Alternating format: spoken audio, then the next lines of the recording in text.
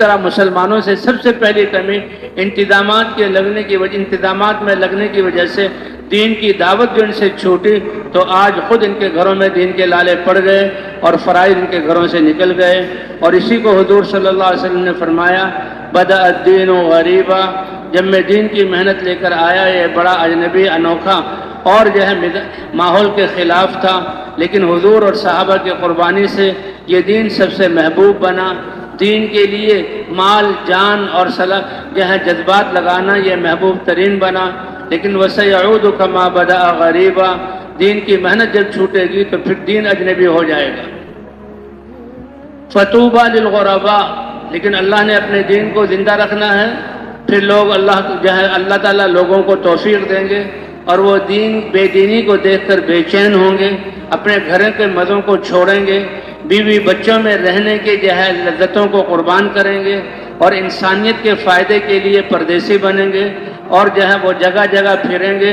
اللہ کے رسول اس وقت ان کے لیے توبہ، جنت کے مقام کی خوشخبری سنا رہے ہیں۔ فَطُوبَى لِلْغُرَبَاء، فرمایا جس نے مجھے دیکھا، مجھ پر ایمان لائے، اس کے لیے ایک دفعہ آپ نے فرمایا طوبیٰ لمن رآنی وآمن بی، طوبیٰ لمن رآنی وآمن بی، مجھے دیکھا، مجھ پر ایمان لایا، میرا صحابی بنا، اس کے لیے ایک دفعہ توبہ ہے، اور 7 دفعہ توبہ ثم توبہ ثم توبہ ثم توبہ، 7 دفعہ فرمایا کہ مجھ پر دیکھا نہیں اور مجھ پر ایمان لایا، اس کو 7 دفعہ توبہ کی خوشخبری دیتا ہوں۔ اور فرمایا کہ یہ غربا لوگ ہیں، اس زمانے میں جو دین کی محنت کریں گے تو ایک دین جہاں دعوت دینے والا، محنت کرنے والا، اس کے ایک آدمی کی قربانی پر اللہ 50 گنا اس کے ثمرات مرتب فرمائیں گے، یعنی 50 آدمیوں کی قربانیوں کے ثمرات، 50 آدمی دعوت دے رہے ہیں۔ اللہ جزائے خیر دے صحابہ کرام کو اس بات کو بھی وعدے کروا دی، یا رسول اللہ وہ 50 ان میں سے ہوں گے یا ہم میں سے؟ نہیں میرے صحابہ، تم میں سے 50 آدمیوں کی قربانی پر جو ثمرات مرتب ہو رہے ہیں، اس زمانے میں ایک مسلمان دین کی محنت اور داعی کی محنت کی وجہ سے قربانی جیسے اللہ 50 آدمیوں کے قربانیوں کے ثمرات مرتب کریں گے۔ تو یہ کتنی بڑی خوشخبری کی بات ہے اور کتنا بڑا، یعنی اللہ تعالیٰ کی طرف سے یہ انعام جو حضور بتا رہے ہیں، اللہ تعالیٰ ہمیں اس کی سمجھ اور یقین عطا فرما دے۔ صدیوں بعد اللہ نے یہ محنت عطا فرمائی، اس کی قدر عطا فرما دے۔ اور وہی پچھلی جو زندگی ہماری اس کے بغیر گزری، اس کے لیے اللہ کے سامنے توبہ کرنا اور اللہ سے معافی چاہنا، اس لیے کہ تبلیغ والا کام خود بھی توبہ کرنا اور ہر ایک سے توبہ کروانا، کتنی بڑی ذمہ داری ہم نے چھوڑ دی۔ ایک کارخانہ جو بہت بڑا ہو اور چیزیں بن کر پوری دنیا میں جاری ہو، لیکن وہاں ایک پوائنٹ ایسا ہوتا ہے کہ بہت اہم، کہ جس کی وجہ سے اگر وہ وہاں ڈیوٹی دینے والا ٹھیک ڈیوٹی دے رہا ہے، سارا کارخانہ چل رہا ہے، لیکن اگر وہاں غلطی ہو گئی تو سارے کارخانے کو آگ لگے گی، ساری مشینری بھی تباہ جل جائیں گی، بنی ہوئی چیزیں بھی جل جائیں گی، لوگ بھی جل جائیں گے۔ تو اس کا وہاں پر غلطی کرنا یہ کم غلطی ہے، اور امت کا دین کی محنت سے پیچھے ہٹ جانا یہ اس سے بڑی غلطی ہے، کیونکہ وہ جو ایک کارخانہ جلے گا، وہ مشینیں جل جائیں گی، کچھ لوگ، اور اس محنت کو چھوڑنے کی وجہ سے ہزاروں نے، لاکھوں نے، کروڑوں اور اربوں انسانوں کی دنیا اور آخرت بگڑے گی اور وہ جہنم کی طرف جائیں گے۔ دنیا کی آگ میں جل گئے اور زندگی ختم ہو گئی۔ ایمان والے ہیں تو اللہ تعالیٰ ان کو جنت عطا فرمائیں گے، لیکن بھائی بے دینی پر جو مریں گے تو دنیا بھی گئی اور آخرت بھی گئی۔ اللہ تعالیٰ نے ہمیں یہ محنت عطا فرمائی ہے، اللہ اس کی قدر کرنے کی توفیق عطا فرمائے، تربیت ہماری اللہ تعالیٰ فرمائیں گے۔ جسے اللہ کے رسول نے فرمایا ادبنی ربی ثم فاحسن تادیبی وعلمنی ربی فاحسن تعلیمی، کہ میرے رب نے سلیقے اور آداب سکھلائے، میرے رب نے علم دیا۔ تو نبی کو تو سید الانبیاء کی سطح پر علم دیا، اور دین کی محنت والوں کو اللہ امت کو جتنا علم دیا اللہ وہ ہمیں علم عطا فرمائیں گے۔ تو بھئی تیار ہیں اس محنت کے لیے انشاءاللہ؟ کون کون نیت کرتا ہے؟ اللہ فرماتے ہیں دل کی نیت کو بدل لو، نیت پر میرے فیصلے بدلیں گے۔ کوئی دنیا والا نیت پر کچھ نہیں دیتا، وہ کہتا پہلے کام کرو میں دیکھوں اور صحیح کام ہو، اور پھر بھی کیونکہ میں کس کا تمہیں جو ہے ضرورت کے اپنی گنجائش کے مطابق تمہیں تنخواہ دوں گا، قربان جائیں اللہ کی ذات پر۔ جب سے نیت شروع کی اس عمل والا شمار ہو گئے۔ مسجد کی طرف جا رہے ہیں، ہر قدم پر اللہ تعالیٰ جو ہے نیکی عطا کر رہے ہیں۔ مکمل بیان سماعت فرمائیں اور آگے چینل کو سبسکرائب کریں اور آگے شیئر کریں۔ شکریہ۔ من يهده الله فلا مضل له ومن يضلله فلا هادي له ونشهد أن لا إله إلا الله وحده لا شريك له ونشهد أن سيدنا ومولانا محمدا عبده ورسوله صلى الله تعالى عليه وعلى آله وصحبه وسلم تسليما كثيرا كثيرا أما بعد فأعوذ بالله من الشيطان الرجيم بسم الله الرحمن الرحيم إن سعيكم لشتى فأما من أعطى واتقى وصدق بالحسنى فسنيسره لليسرى وأما من بخل واستغنى وكذب بالحسنى فسنيسره للعسرى وقال تعالى فأما من طغى وآثر الحياة الدنيا فإن الجحيم هي المأوى وأما من خاف مقام ربه ونهى النفس عن الهوى فإن الجنة هي المأوى وقال تعالى يا أيها الذين آمنوا اتقوا الله وقولوا قولا سديدا يصلح لكم أعمالكم ويغفر لكم ذنوبكم ومن يطع الله ورسوله فقد فاز فوزا عظيما صدق الله العظيم وقال رسول الله صلى الله عليه وسلم كل أمتي يدخلون الجنة إلا من أبى قيل ومن يأبى يا رسول الله قال من أطاعني دخل الجنة ومن عصاني فقد أبى وقال النبي صلى الله عليه وسلم من قال لا إله إلا الله مخلصا بقلبه دخل الجنة قيل وما إخلاصها يا رسول الله قال أن تحجزه عن محارم الله أو كما قال النبي صلی اللہ علیہ وسلم۔ میرے عزیز دوستوں اور بھائیوں، اللہ کی وہ کریم اور بڑائی والی ذات جس نے تنہا اپنی قدرت سے اس ساری کائنات کو وجود عطا فرمایا، جب اللہ نے پیدا فرمایا تو بلا شرکت غیر اللہ ہی اس کے مالک ہیں، اور ایسے مالک ہیں کہ کائنات میں تصرف کرنے والے اللہ ہی ہیں۔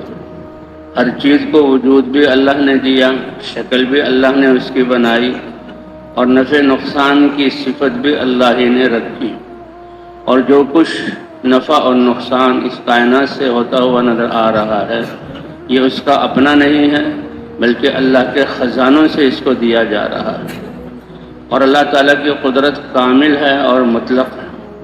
نفع اور نقصان پہنچانے میں اللہ تعالیٰ اب ان چیزوں کے پابند نہیں ہو گئے، بلکہ اللہ نفع والی چیز کو نقصان دینے والا بنا دے اور نقصان دینے والی چیز کو نفع دینے والا بنا دے۔ یہی یقین مقصود ہے اور یہی سب سے بڑا علم ہے، اور سب سے بڑی پہچان اللہ کی پہچان۔ جب اللہ سب سے بڑے ہیں تو اللہ کا پہچاننا یہ سب سے بڑی دولت اور سب سے بڑی بات ہے۔ حضرت موسیٰ علیہ السلام 10 سال انہوں نے بکریاں چرائیں، ڈنڈا ہاتھ میں تھا، اور یہ بکریاں اللہ کے نبی حضرت شعیب علیہ السلام کی تھیں، اور انہوں نے اپنی صاحبزادی سے ان کا نکاح کر دیا، وہ بیوی بن گئیں۔ اب ان کو لے کر مدین سے اپنے وطن مصر کی طرف آ رہے ہیں۔ اب سفر کر رہے ہیں تو رات کی اندھیری ہے اور سردی کی راتیں ہیں، سفر کی تھکاوٹ بھی ہے اور بھوک کی جو ہے وہ تکلیف بھی ہے، تو اب جو ہے سردی سے بچنے کے لیے بھی انتظام چاہیے اور بھوک کو دور کرنے کے لیے بھی۔ تو اللہ تو قادر مطلق ہیں۔ دیکھا طور پہاڑ پر روشنی سی نظر آ رہی، اپنے گھر والوں سے کہا تم یہاں ٹھہر جاؤ، میں وہاں سے کچھ چنگاریاں لے آؤں، یہاں گھاس پھوس جمع کر کے آگ جلائیں گے، آگ کا الاؤ روشن ہوگا تو ہاتھ تاپیں گے۔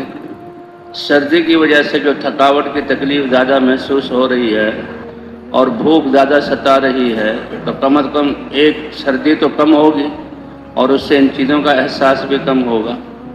لیکن وہ کوئی چنگاریاں نہیں تھیں، وہ تو اللہ کے انوارات کی تجلیات تھی جو وہاں پر نظر آ رہی تھی۔ حضرت موسیٰ علیہ السلام وہاں پہنچے تو ایک دم ایک آواز سنائی دی، اور موسیٰ علیہ السلام، اللہ نے ان کو نبی بنانا تھا، فوراً سمجھ گئے کہ یہ آواز تو کسی مخلوق کی نہیں ہے، یہ تو آواز میرے خالق رب العالمین اللہ کی ہے۔ اور وہ آواز کی کیا تھی؟ وَمَا تِلْكَ بِيَمِينِكَ يَا موسیٰ، اے موسیٰ تمہارے ہاتھ میں کیا ہے؟ دائیں ہاتھ میں کیا ہے؟ دائیں ہاتھ کا ذکر، وَمَا تِلْكَ بِيَمِينِكَ يَا موسیٰ، اے موسیٰ تمہارے دائیں ہاتھ میں کیا ہے؟ تو صاف سا جواب تھا، ڈنڈا ہے۔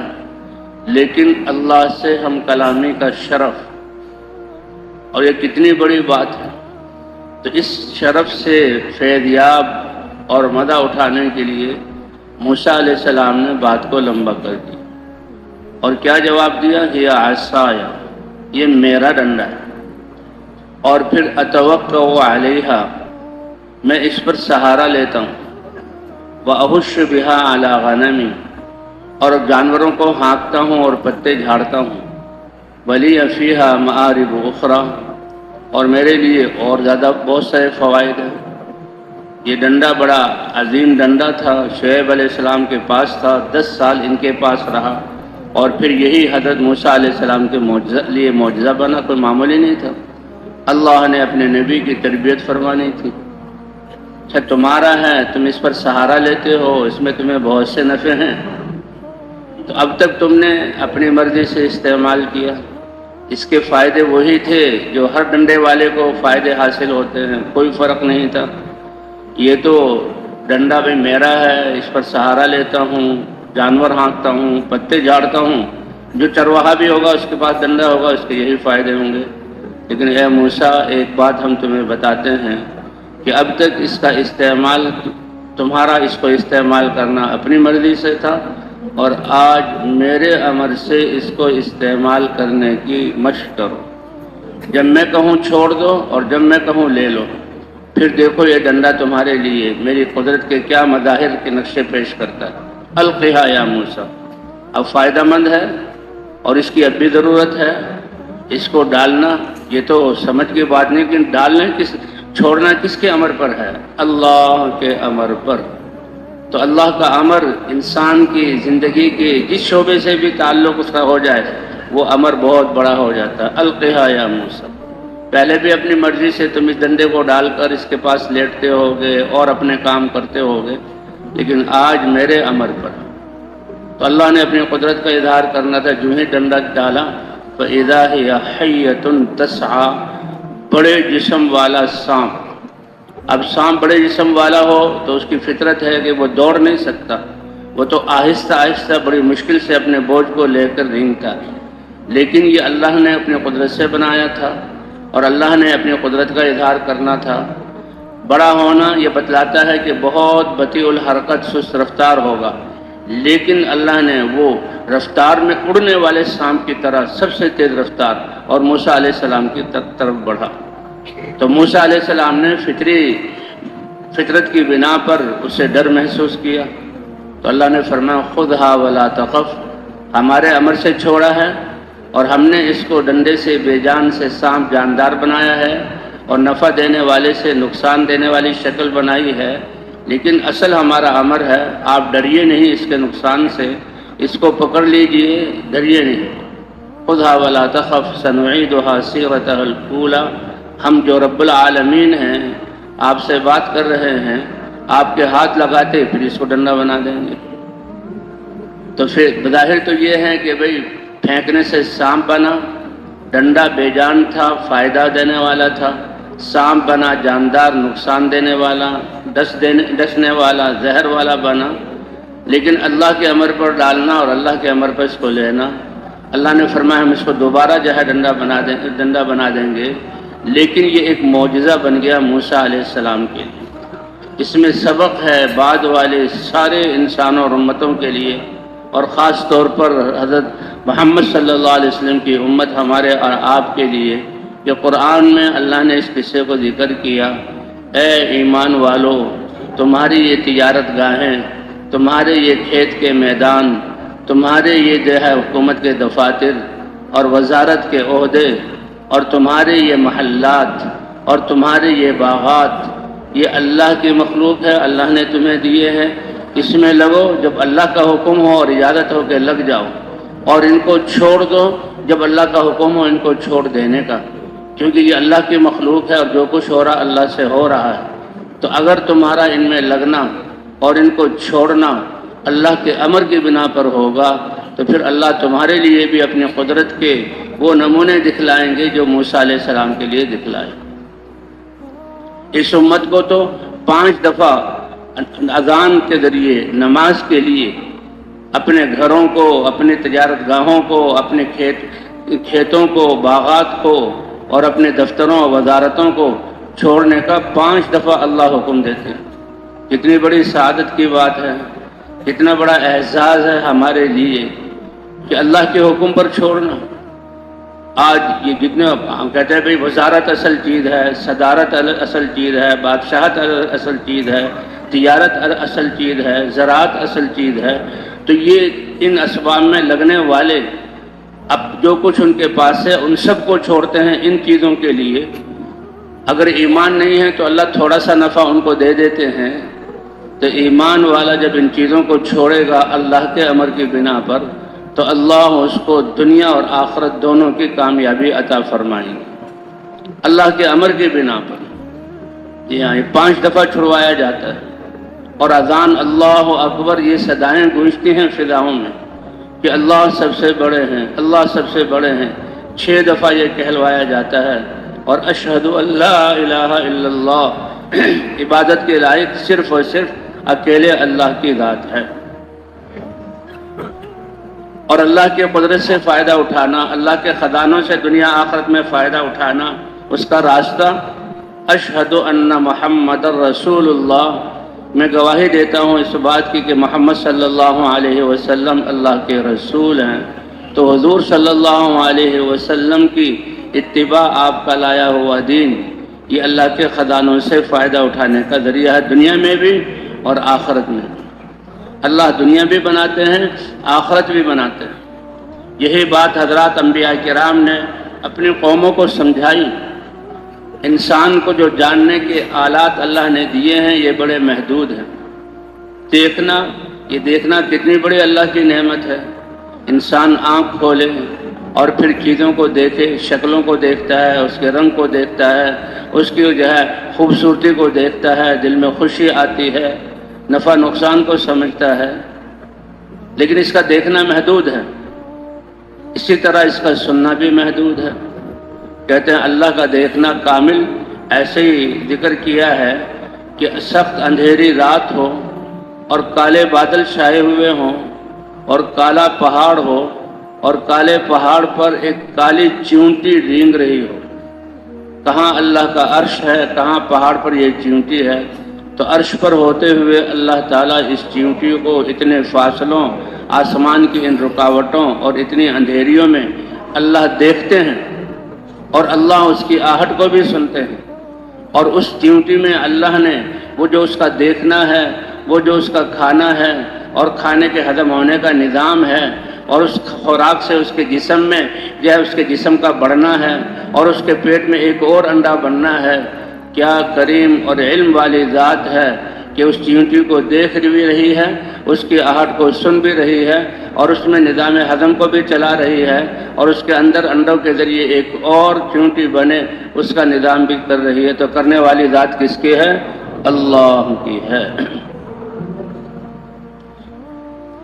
اسی لیے حضرات انبیاء کرام اپنی قوموں کے لیے علم لے کر آتے تھے۔ انسان کے پاس جو علم کے اسباب اللہ نے دیے ہیں محدود ہیں، اس کا دیکھنا بھی محدود ہے، سننا بھی محدود ہے، اور اس کے علم عقل کا سوچ یہ بھی محدود ہے۔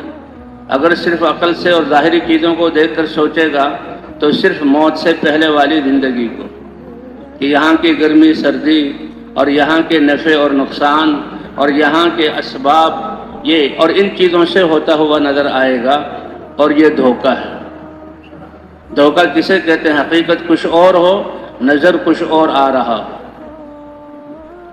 ان وعد اللہ حق، اللہ کے وعدے سچے ہیں، لا تغرنکم الحیات الدنیا، یہ جو ہے دنیا کی زندگی تمہیں دھوکے میں نہ ڈال دے، یہ دھوکے کا سامان ہے۔ نظر آ رہا ہے کہ سورج چل رہا ہے، اس سے حرارت آ رہی ہے، گرمی اس سے پیدا ہو رہی ہے، اس سے ہماری فصلیں پک رہی ہیں، لیکن یہ دیکھا جائے سورج کو بنانے والی ذات کون سی ہے، سورج کو یہ شکل دینے والی ذات کون سی ہے، سورج کو یہ روشنی کس سے دی، اور روشنی کس کے خزانوں سے لا رہا ہے؟ کہ سورج کی روشنی اپنی ہے؟ کبھی بھی اس کی رفتار میں فرق آیا؟ کبھی بھی اس کی حرارت میں کمی ہوئی؟ کبھی بھی اس کی روشنی کم ہوئی؟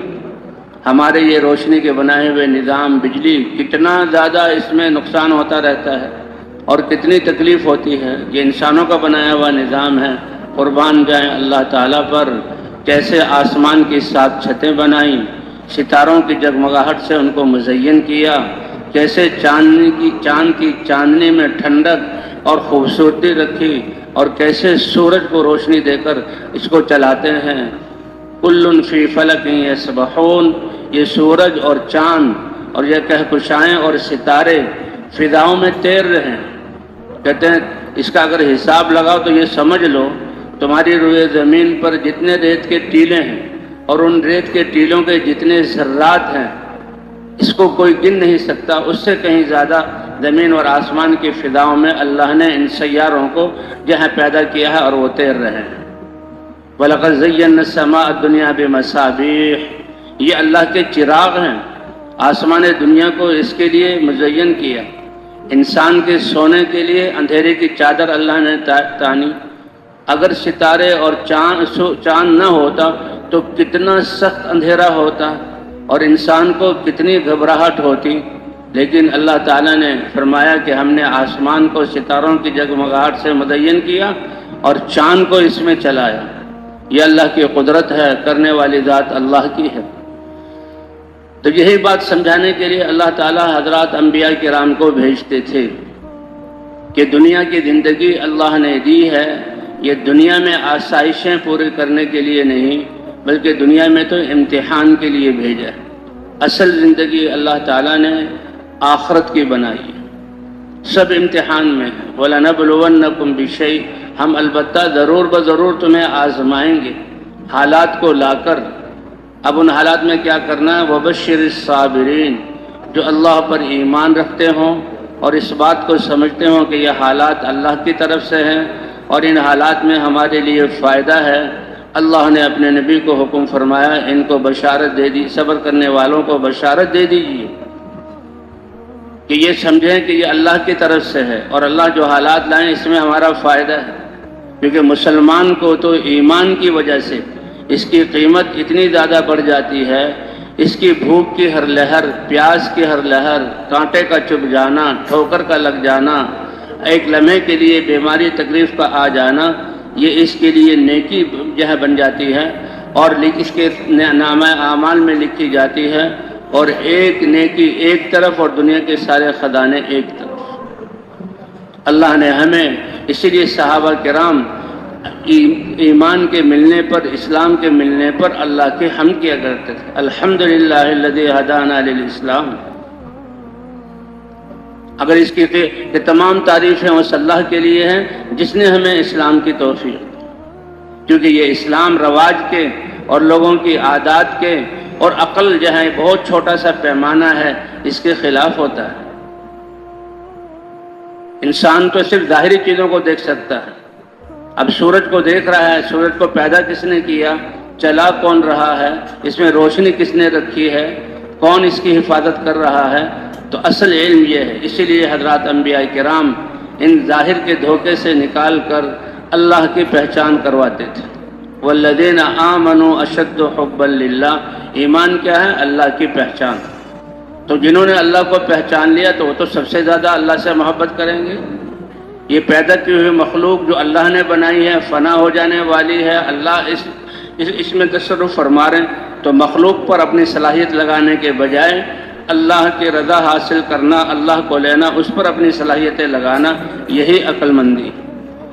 اس لیے حضور صلی اللہ علیہ وسلم نے ہمیں کسوٹی دے دی عقل مندی کی کہ تم خود اس کسوٹی سے اپنے آپ کو دیکھ لو الکیس من دان نفسہ، عقل مند وہ ہے جو اللہ کی دی ہوئی جان کو اب اللہ کے حکم کے تابع کر لے، اللہ کے اتارے ہوئے دین زندگی گزارنے کا وہ طریقہ جو اللہ نے بتایا۔ جب اللہ خالق ہے، مالک ہے، اللہ ہی کی طرف لوٹ کر جانا ہے تو اللہ ہی کو حق ہے کہ انسانوں کے زندگی گزارنے کا اور اپنے اعضاء کو استعمال کا طریقہ بتائیں۔ اسی لیے حضرت محمد صلی اللہ علیہ وسلم پر اللہ تعالیٰ نے یہ آیت اتاری، اور بہت بڑی یہ آیت ہے، جیسے یہ امتوں میں سے بہترین امت ہے، اور اللہ نے ان کو اپنے حبیب حضرت محمد صلی اللہ علیہ وسلم جیسے جو ہے اللہ نے جیسے نبی سید الانبیاء، ان کو رسول اور جو ہے رہبر اور رہنما بنا کر بھیجا۔ لقد من اللہ علی المؤمنین، اس سے فائدہ اٹھانے والے ایمان والے ہیں، اس لیے ان کی عزت کو اور اعزاز کو اللہ نے ظاہر کیا کہ ایمان والوں پر اللہ نے احسان کیا۔ اذ بعث فیہم رسولا من انفسہم، انہی میں سے ہم نے، کیونکہ انسانوں نے اللہ کے احکام پر چلنا ہے، اس لیے فرمایا عقل اور ظاہر کا تقاضا یہ ہے کہ انسان ہی ان میں سے رسول بنا کر بھیجا جائے۔ فرشتے سے نور سے بنے ہوئے، فرشتوں میں کوئی شہوت ہے ہی نہیں، ان کو تھکاوٹ ہوتی نہیں، فرشتہ کیسے رسول بن سکتا ہے اور نمائندہ بن سکتا ہے؟ کیونکہ وہ تو فرشتہ ہے، اس کو تو بھوک نہیں لگتی، ہمیں بھوک لگتی ہے، اس کو تو پیاس بھی نہیں لگتی، ہمیں پیاس لگتی ہے، اس کو تو کپڑوں کی بھی ضرورت نہیں، گرمی سردی کا اس کو احساس نہیں ہے، وہ تو بیمار بھی نہیں ہوتا، تھکتا بھی نہیں ہے۔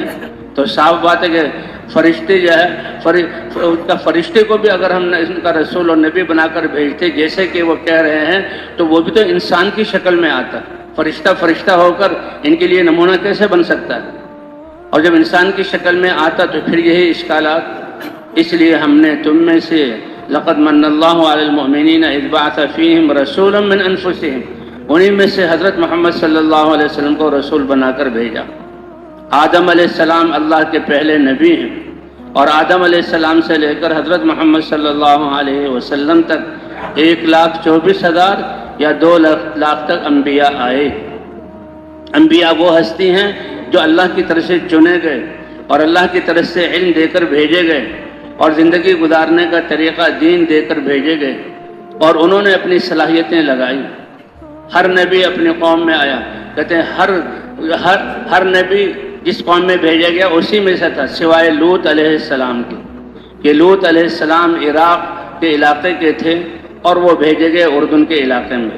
یہ ایک نبی ہے کہ جس قوم کی طرف بھیجے گئے لوط علیہ السلام کا علاقہ اور ان کی قوم اور جن کی طرف بھیجے گئے وہ قوم اور تھی۔ باقی تمام انبیاء کو انہی کی قوموں میں سے بھیجا گیا۔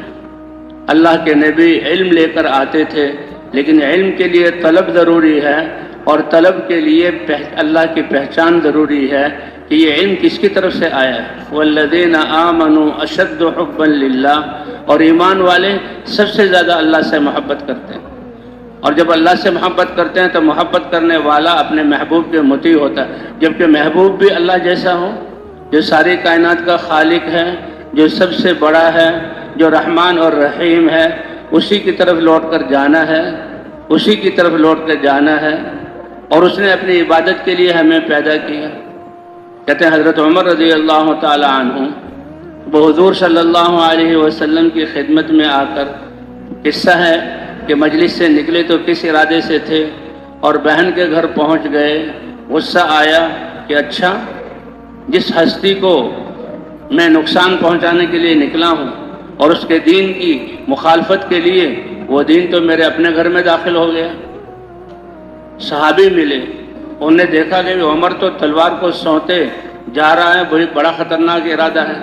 جب پوچھا ان کے ارادے کو تو صحابی رکاوٹ بنے کہ یہ کیسے کر سکتے ہو۔ اب دونوں طرف سے تلواریں اٹھی، ٹکرانے کے قریب تھی، کسی کی گردن اٹھ گئی۔ انہوں نے کہا اے عمر، کیوں اپنی صلاحیتوں کو ضائع کر رہے ہو؟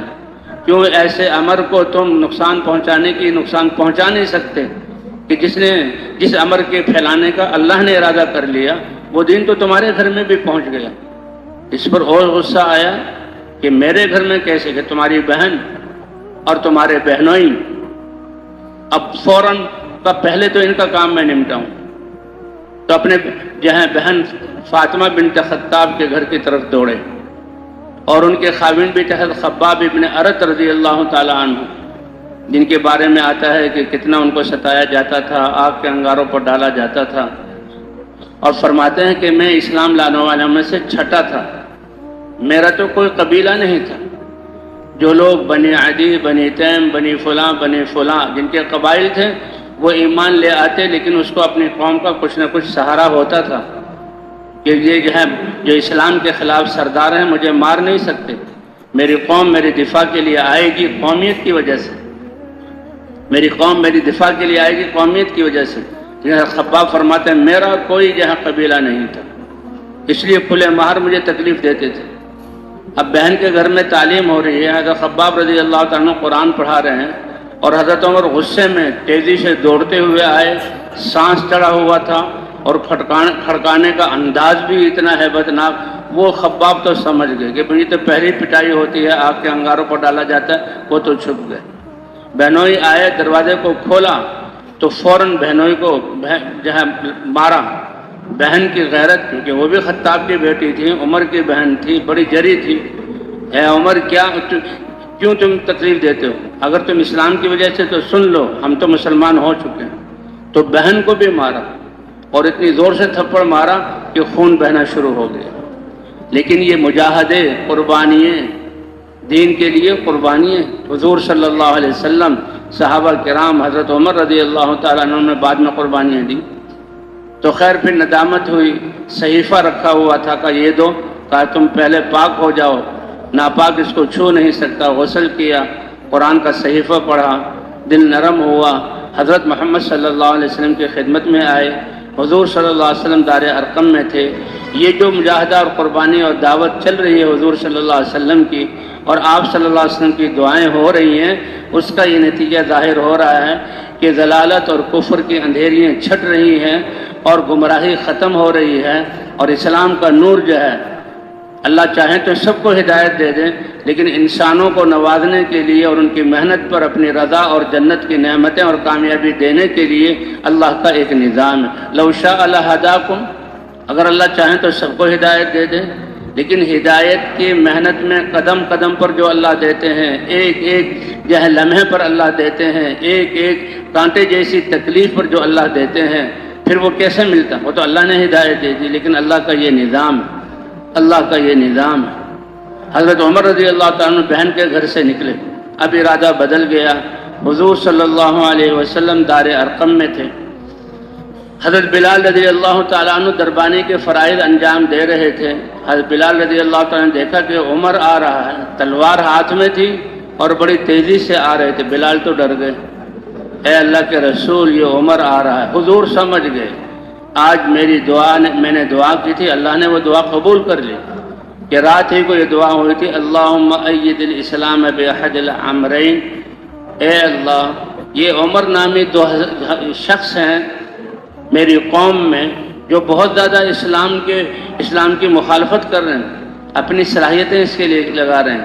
ایک عامر ابن ہشام جو ابو جہل کا نام تھا، ابو جہل تو یہ بعد میں اس کے نادانی کی وجہ سے جہالت کا باپ، سب سے بڑا جو ہے جاہل اور نادان، اس کا نام رکھا گیا، ورنہ اس کا نام ابو الحکم تھا۔ کیا اس عقل کا فائدہ کہ جس عقل پر چلنے کی وجہ سے اسلام جیسی دولت اور حضرت محمد صلی اللہ علیہ وسلم پر ایمان لانے کا اعزاز اور حضور صلی اللہ علیہ وسلم کے صحابی بننے کی شرافت اور دنیا اور آخرت کی کامیابی ملنے کا راستہ، جس عقل کی وجہ سے اس کو چھوڑنا پڑا، تو اس لیے اس کا نام ابو جہل رکھا گیا۔ تو اس کا نام عامر تھا، اور یہ حضرت عمر ابن خطاب تھے۔ حضور سمجھ گئے کہ رات دعا کی تھی، اے اللہ یہ دو عامر جو تکلیفیں دے رہے ہیں، ان میں سے کسی ایک کو ہدایت دے دیں۔ کہا اے بلال چھوڑ دو، عمر کو آنے دو۔ حضرت عمر رضی اللہ تعالیٰ عنہ تشریف لائے، دو زانو ہو کر بیٹھے اور کہا اشہد ان لا الہ الا اللہ واشہد ان محمدًا عبدہ ورسولہ۔ حضور بھی خوش ہوئے، مسلمانوں میں خوشی کی لہر دوڑ گئی، کیونکہ یہ بہت زیادہ تکلیف دیا کرتے تھے، اپنے بڑے دبنگ تھے، بڑے جری تھے۔ اب مسلمان ہونے کے بعد کہتے ہیں یہ باہر نکلے، اور مسلمان ہونے کے بعد انہیں چاہا کہ میرا اسلام لانا یہ لوگوں کو پتہ لگ جائے، تاکہ پتہ لگ جائے کہ اسلام صحیح مذہب ہے. میں تو کتنا مخالف تھا. لوگ یہ کہا کرتے تھے کہ اگر کوئی یہ کہے کہ خطاب کا گدھا مسلمان ہو گیا تو اس کو مانا جا سکتا ہے، لیکن خطاب کا بیٹا عمر اسلام میں آ گیا تو یہ نہیں مانا جا سکتا. وہ اتنے سخت مخالف تھے.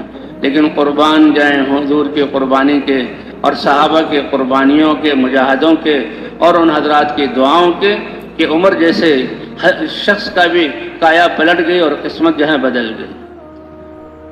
حضرت عمر رضی اللہ تعالیٰ باہر نکلے اور فرمائیں کہ بھئی لوگوں میں سے کون ایسا آدمی ہے کہ جس کو بات پتہ لگے تو فوراً لوگوں میں وہ جو ہے پھیلا دیتا ہے. انہوں نے کہا جمیل ابن معمر نامی ایک شخص ہے، اس کو بات پتہ لگ جائے تو وہ بات کو پھیلاتا ہے. حضرت عمر چاہتے تھے کہ میرا اسلام لانا لوگوں کو پتہ لگ جائے، یہ نہیں کہ میں اسلام چھپاؤں. تو اس کے پاس گئے، اس کو بتایا اور اس نے بات پھیلانا شروع کی. اور بیت اللہ میں حضرت عمر رضی اللہ تعالیٰ عنہ آئے. بیت اللہ میں سارے لوگ بیٹھے ہوئے تھے اور انہوں نے جو بھیجا کس کام کے لیے تھا، لیکن تدبیریں ساری ان کے الٹ پڑ گئی. اور حضرت عمر رضی اللہ تعالیٰ عنہ نے اشہد ان لا الہ الا اللہ و اشہد ان محمدً عبدہ ورسولہ اس کا اعلان کیا. اور اب حضرت عمر رضی اللہ تعالیٰ عنہ وہ بھی جو ہے داعی بن گئے. تو بھئی اللہ تعالیٰ نے اس جو ہدایت کا ایک نظام قائم کیا ہے. اس کے لیے حضرات انبیاء کرام کو ان کی قوموں کی طرف علم دے کر بھیجا ہے، اور یہی وہ علم ہے اور یہی وہ جو ہے ایمان ہے کہ جس کی وجہ سے یہ انسان کامیابی کے راستے پر آتا. ان سعیکم لشتی، سب انسان اللہ نے عقل سے نوازا ہے، بہت عزت اور شرافت بخشی ہے، کامیابی کے لیے کوشش کرتا ہے. لیکن کون سی کامیابی؟ جن کے پاس اللہ کی ذات کی معرفت نہیں ہوگی اور موت کے بعد کی زندگی آخرت کا یقین نہیں ہوگا، جنت اور دوزخ اس کا علم نہیں ہوگا، وہ تو دنیا سے پہلے کے چند مزے ہیں انہی کے لیے کوشش کریں گے. اس لیے کہتے ہیں یہ نادان ہے انسان جو اپنے اللہ کی دی ہوئی جان اور اپنے اور جو صلاحیتوں کو دنیا میں خواہشات کے پورا کرنے کے لیے لگائے. الکیس من دان نفسہ وعمل ما بعد الموت